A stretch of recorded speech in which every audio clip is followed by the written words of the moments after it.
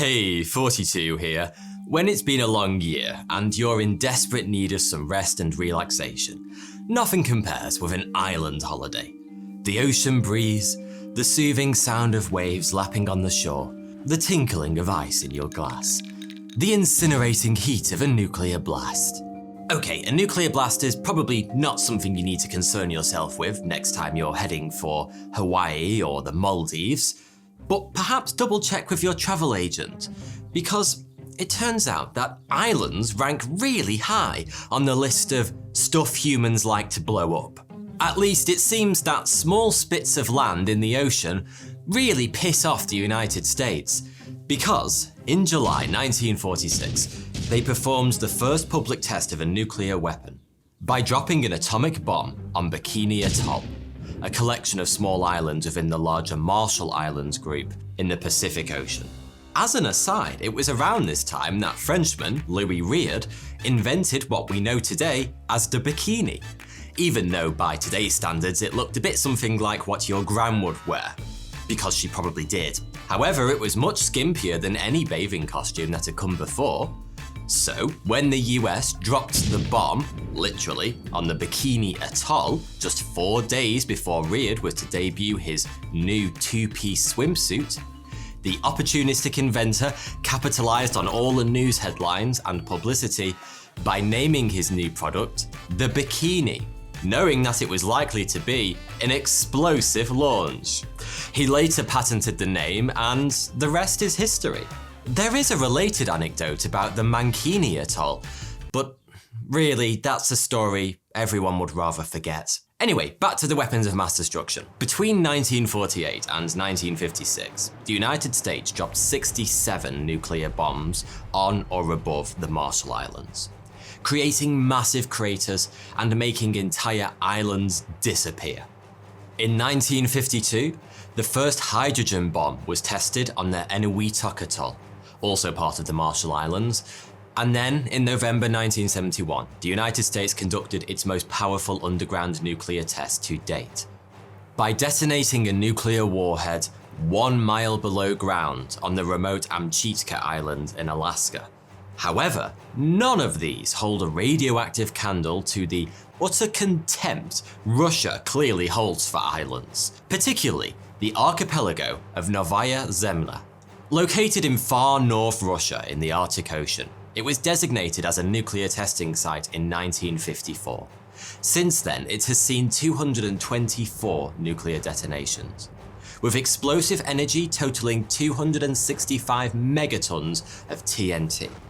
All the explosions used in the Second World War, including the 2 atomic bombs dropped on Japan, only came to 2 megatons of TNT. Novaya Zemlya's greatest moment, if you can call it that, came in October 1961, when the Soviet Union used it as the test site for the most powerful bomb in history, the Tsar Bomba, Russian for King of Bombs. It was almost 8 meters long, 2 meters in diameter, and weighed 27 tons. There was no plane big enough to carry it, so one had to be modified especially for the job. The construction of Tsar Bomba may seem a little random, like they just woke up one morning and thought, Mother Russia must build biggest bomb ever. It is destiny.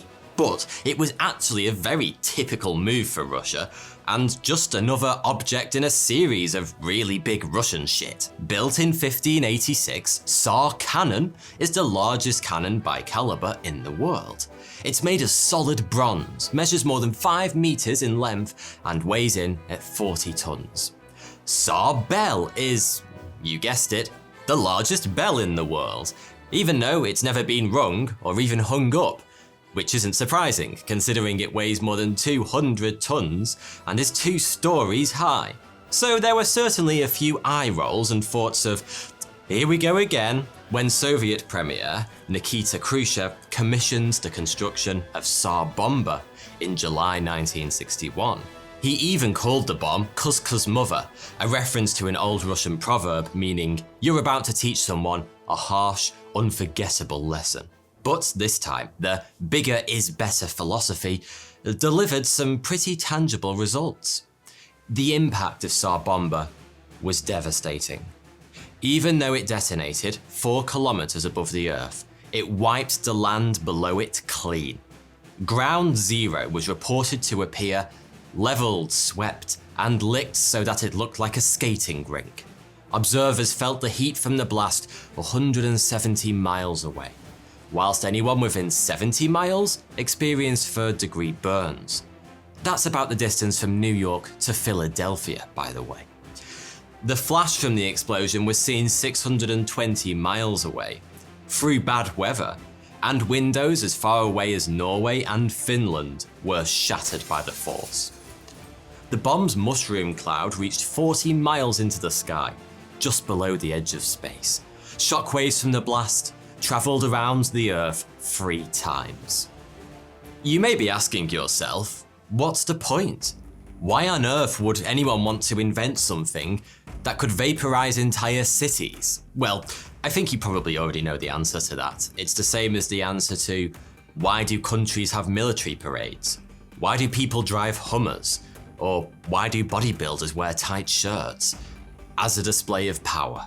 Tsar Bomba was constructed in the early 60s, just as the Cold War started to heat up, or cool down. Whatever.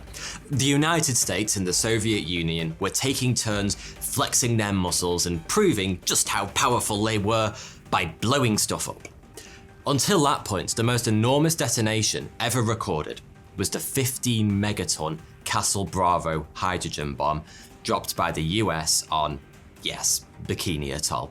1,000 times more potent than the Hiroshima bomb.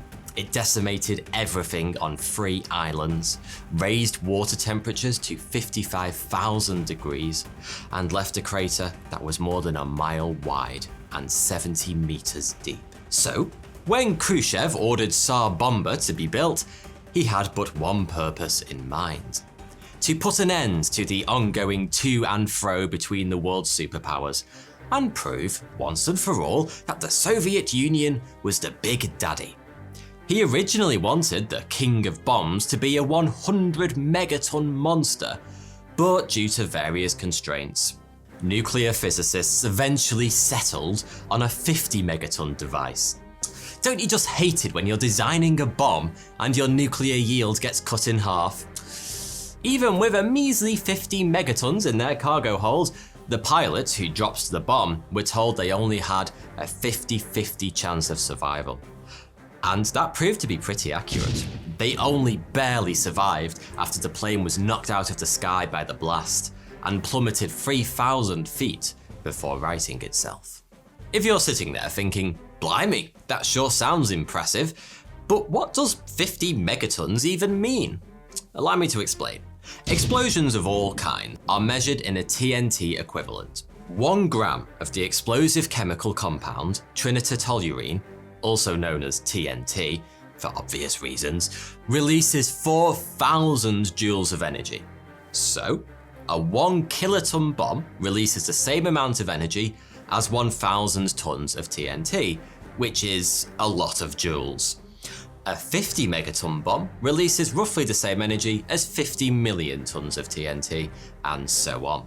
For context, the energy contained in 1 megaton of TNT is enough to power the average American household for 1,000 years. The energy in a 30 megaton blast could power the same home for more than 3 million years. Or the entire United States for 3 days. In the end, it appears Khrushchev's plan worked. The Tsar Bomba was a Cold War mic drop, and 2 years later, the United States, Soviet Union, and Great Britain established the Partial Nuclear Test Ban Treaty, limiting all test detonations of nuclear weapons to underground. But this treaty didn't equate to the world bowing to Russia's military might. Instead, it was a long overdue wake-up call. Humanity had had more than a taste of how devastating a thermonuclear blast can be. And it seems to have scared everyone back into line, at least for a while. Of course, for most of us regular folk, who are more concerned with choosing a tasty yet conveniently high fibre breakfast cereal, rather than blowing up the planet, this is good news. Fortunately, Tsar Bomba was too big to be used in actual battle. But what if we developed the technology to deliver that same destructive force in a more convenient package? The resulting damage to human life from a 100 megaton bomb being dropped over a major metropolitan area doesn't bear thinking about. In London, that would translate to roughly 6 million fatalities. In New York, 8 million. Tokyo, 14 million. The thought is sickening. Even those involved in nuclear arms development have come to regret it. The nuclear physicist who led the creation of the world's biggest bomb, Andrei Sakharov, became a strong supporter of imposing limitations on these tests. He was horrified by what he'd built, as well as the cumulative effects of nuclear weapons testing. Regions like Novaya Zemlya and the Marshall Islands have suffered significant ecological damage and show increased levels of radioactive elements. Some spots in Eniwetok, where the first hydrogen bomb was tested, and other parts of the Marshall Islands show radiation levels similar to those found near Chernobyl and Fukushima. Sakharov became an outspoken critic of Soviet weapons plans and a civil rights activist in the Soviet Union, eventually receiving the Nobel Peace Prize in 1975. This is especially ironic since the founder of the Nobel Prize, Swedish chemist, inventor and engineer Alfred Nobel, was perhaps most famous for his invention of one of the most enduring explosive materials of all time, dynamite. Another key figure who turned his back on nuclear weaponry was J. Robert Oppenheimer. As the leader of the Manhattan Project, Oppenheimer is credited with creating humankind's first atomic bomb. But after the weapon was used against Japan in World War II, Oppenheimer began to regret what he'd helped create. He felt responsible for the nuclear arms race that followed and deeply opposed the development of the H-bomb or hydrogen bomb, saying that it was too powerful for humans to control. After Tsar Bomba, which was an H-bomb, it seems that he may be right. Even though the development and testing of thermonuclear devices has slowed in recent decades, we shouldn't naively assume this spells the end of humanity's appetite for really powerful, blowy up type things. Sadly, nuclear may only be the beginning. One theoretical possibility is an antimatter bomb. Its destructive potential is beyond anything we've ever imagined, never mind created. Just 0.5 gram of antimatter would be enough to build a bomb that releases 40% more energy than that dropped on Hiroshima. That means that just 1.5 kilograms of antimatter would be needed to deliver the same explosive force as the 27-ton Tsar Bomba. But every apocalyptic cloud has a not-so-shitty lining, and an antimatter bomb wouldn't lead to much nuclear fallout. That's all the radiation left behind after an atomic or hydrogen bomb. So it would be, in a really weird way, a clean explosion. But I doubt that would be much consolation to the people it lands on. It's like saying, I only drink organic cyanide. Fortunately, there are a few hurdles that are likely to ensure we're still some time away from seeing an antimatter weapon in action. The explosive power of antimatter comes from the fact that as soon as it comes into contact with ordinary matter, the two annihilate each other, releasing extraordinary amounts of energy. Obviously, this makes containing it and moving it around more than a little bit tricky.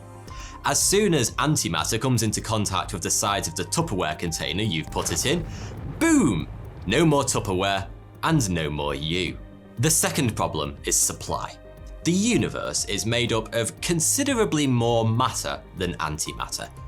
If it were 50-50, one would cancel out the other, and there'd be no universe left. It would be like a really, really empty disco party. And I say disco because disco can't die. Partly due to this bias towards matter, antimatter has proved extremely difficult to find. At CERN, the largest particle physics laboratory in the world, scientists have, amongst lots of other geeky things, spent the last 30 years trying to harvest antimatter. So far, they've got their hands on 10 billionths of a gram, possibly enough to light a match. It's not a cheap exercise either. The current costs of production of antimatter are about $62 million per gram. So it seems that we're safe from the bomb that will blow up the world, for the time being. That's not to say total planetary destruction is not on the cards, though.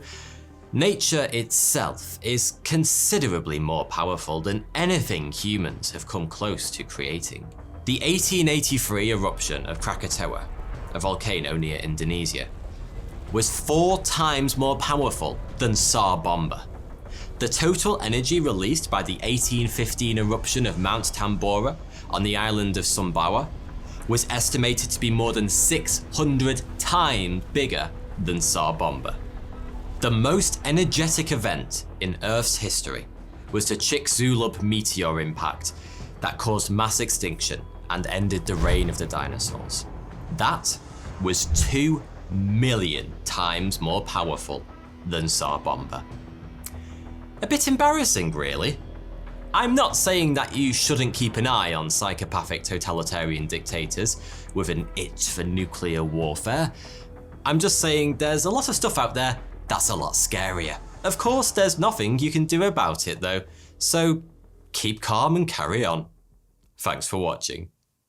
Check out my new podcast, Random Interesting Facts, available on YouTube, Spotify, Apple Podcasts, and anywhere else you get your podcasts. Link in the description below. Thanks.